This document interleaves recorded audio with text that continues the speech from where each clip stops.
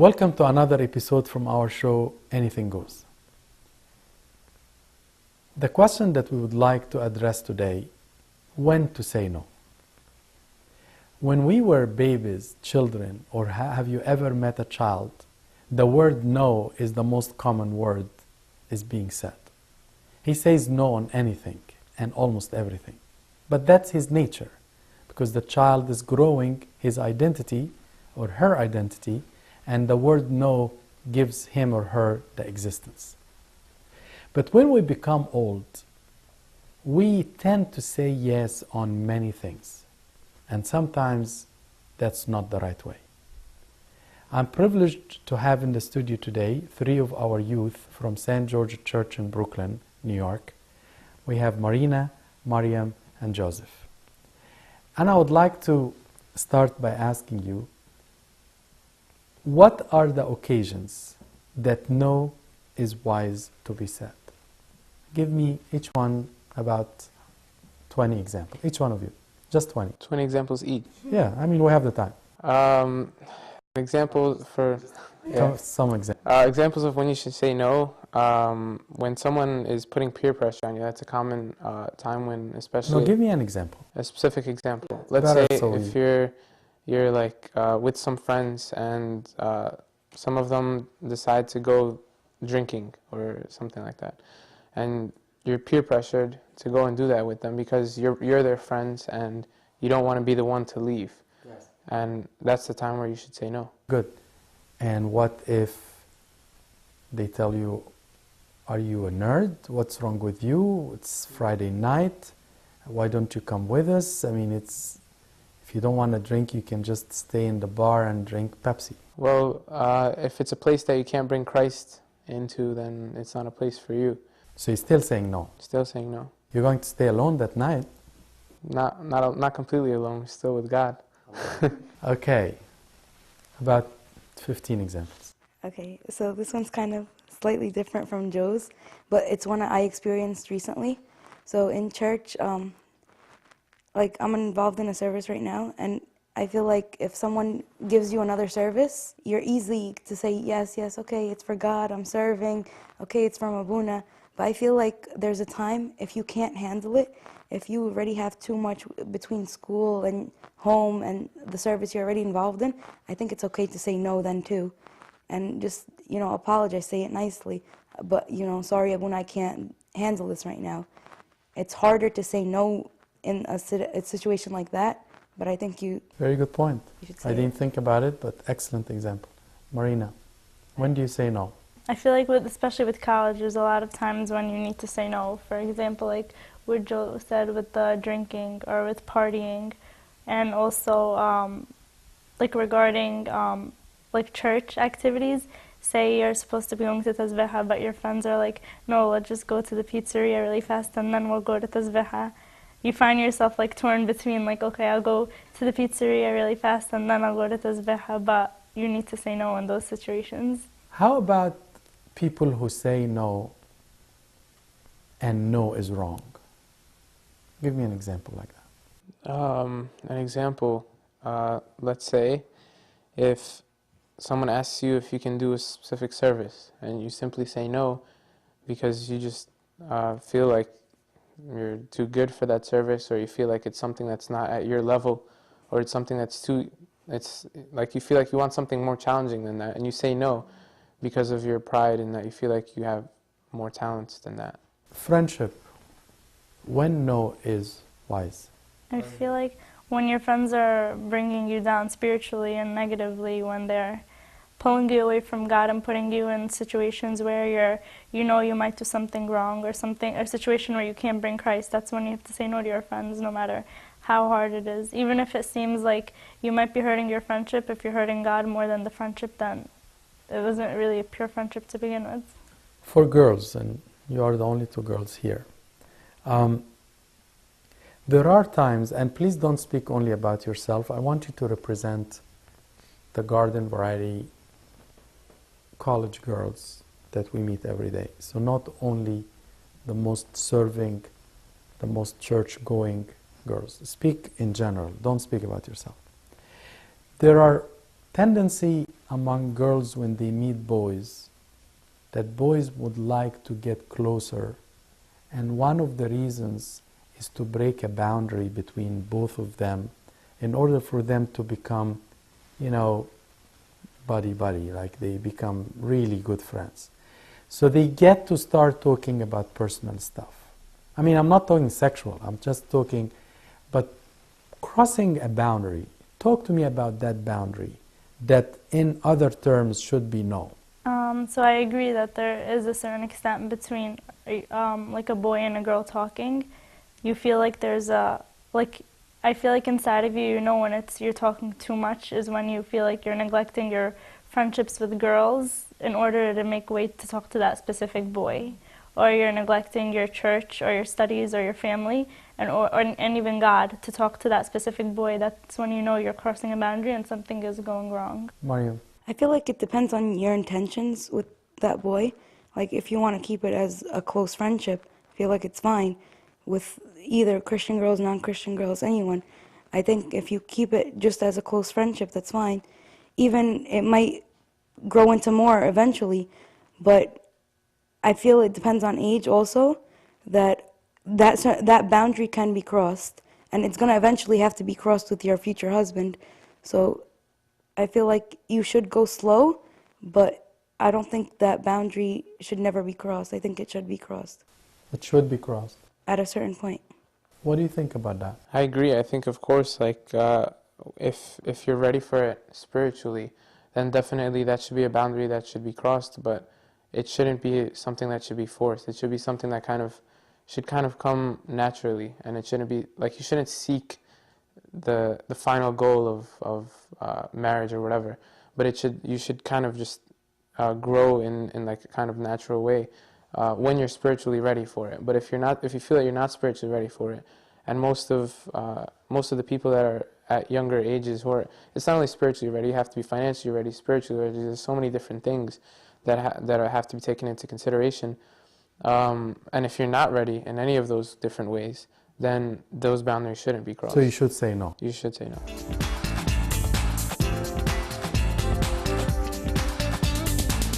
So this girl that sort of is asked about her clothes or her hair or I don't know, her makeup or whatever, and she's only 17, 18, and he is 19, you think she should say no for that question? I mean, basically, you don't have business to talk to me like that. Yeah, it depends how personal. If it's something and it also depends on frequency as well. I mean, if it's just a couple of instances versus constant personal issues being brought up, and the person and the girl is not ready to deepen the friendship, then I think she should say no. You are in the honors program in Brooklyn College? Yeah. What do you want to be? A doctor. Doctor. And you are in Brooklyn College, the BAMD program, so you are going to be a doctor. Marina, you are a pharmacist? Yeah, pharmacy major, I mean? Yeah. You are in Rutgers. Ambitions. When do we say no to ambitions? When ambitions could be faulty? I was going to say that a lot of times people set goals for themselves, and they find that when they're on the path, they find that those goals are simply not for them, and that's fine and that's normal. But again, with any sort of goal, there is going to be a struggle. Nothing's going to come easy, and it's tough sometimes to differentiate when things are just obstacles that you have to overcome, or when there are things when there's signs where God is telling you, no, this is not the plan that I have for you. So I know if you know Pasteur. You know Pasteur? You don't know Pasteur? So Pasteur is a French doctor and scientist. He is the one who invented pasteurization of the milk. The milk that you drink now, in the past, it used to not stay except 1 hour. Now you can pasteurize the milk, meaning you are killing the microbes and you can make the milk stay for whatever number of days. Pasteur was being honored for Nobel Prize. And Pasteur, by the way, was a very Christian scientist as well, not just a scientist. And while he was walking sort of limping, and he was sort of um, taking the hand of his disciple throughout the hall that is being honored, everybody stood and everybody was clapping and honoring. But Pasteur wasn't really thinking at all that they are praising him. And he said to his disciple, or his whatever the person that is taking him, it seems there is a president or a minister is here, and that's why everybody's clapping. I'm making this example because we all are very ambitious, and there is nothing wrong with being ambitious. But I'm trying to ask you, when do you say to your ambition enough or no?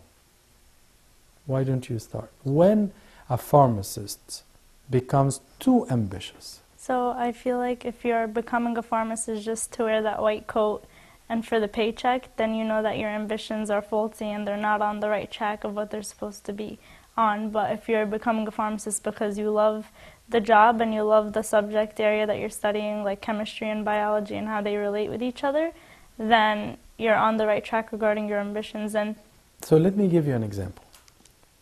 There is nothing wrong with being PharmD, maybe taking even another degree and becoming MBA. Some people do that. I don't know why, but they do that. Now, if I tell you after he took the PharmD and MBA, and he is now married and he has 3 children, he decided to go to medical school.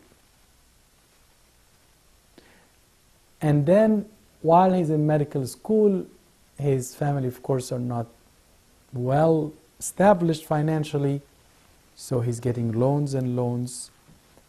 I'm trying to ask you, where do you say no for a pharmacist becoming too ambitious? yeah, I feel like if you're not financially stable and you keep adding, like you want to keep like progressing and becoming of a higher rank, and you know that you can't like you can't support your family doing so, and you don't have enough time for your family or even for your church, and you're putting that one career and becoming of a high like position over everything else, then that's when you should definitely say no. Like even not just with pharmacy, I feel like if you're studying for a subject, like I know that's a problem that I have sometimes. If I'm studying for like an exam, I'll neglect like church services, liturgies, maybe tasbiha, just because I feel like I need to get an A on that exam. When ambition in medical field can be dangerous? With the medical field, like as we kind of already mentioned, finances is something that are really like something that have to be planned out. And I mean, sometimes people are just not ready financially to go through that kind of commitment. And that's something that sometimes may lead you to kind of hold off on your ambitions, but still keep those ambitions. There's a lot of students now that decide not to apply to medical school just after finishing and attending medical school after finishing their bachelor's degree, but rather wait a couple of years until they're financially ready and just kind of ready to go into that kind of commitment, because there are commitments when you go for ambitions like medical school or pharmacy school. Maya? I feel like sometimes ambition can be confused with greed or, Yes. sugar-coated. So this is what I'm looking for. So in the medical field, you could have doctors that, they want to be a step up above the other doctor, or they want to be in a magazine or a newspaper as like, a world-renowned doctor. And, you have to step back and think, why am I really doing this? Am I doing it because I feel like this is the best thing for me? Or is this the best way I'm going to bring glory to God? Or is it because I want to be higher than him, or I want to make more money than him? You're already making enough money as it is. You're a doctor. There's no argument in that. You're already at a high position, but like, how far do you really have to go? Right. So this is where I think some of the reasons why we could say no even to ambition. And ambition and success are glorifying to God. I mean, there is nothing wrong with that. However, there could be a line to be drawn at any job, accountant, teaching, medicine, pharmacy, where my career and my ambitions are crushing my spirituality, my eternity, my kids, my family, my morals, because I want more money, so I go to that and I become so greedy and I do things that may not be very correct or morally right, and then eventually I don't have time for here or there or family or church. So although ambition and success are normal and good goals, and even St. Paul told Timothy that he's praising him because he's very successful, but there may be a line and a time that you tell yourself, no, enough. I'm not going to get to that route. I don't have to get that degree. I got these degrees. I am content. I'm fine. I could be dangerously in a position that could hurt my family, my eternity, whatever, if I go that further. Do you agree with that? Yeah, I totally agree with that. A lot of times, especially in the American society, we see that there's this idea that more money, more degrees means a higher rank or more power or a higher status in society, where that's not true in God's eyes at all.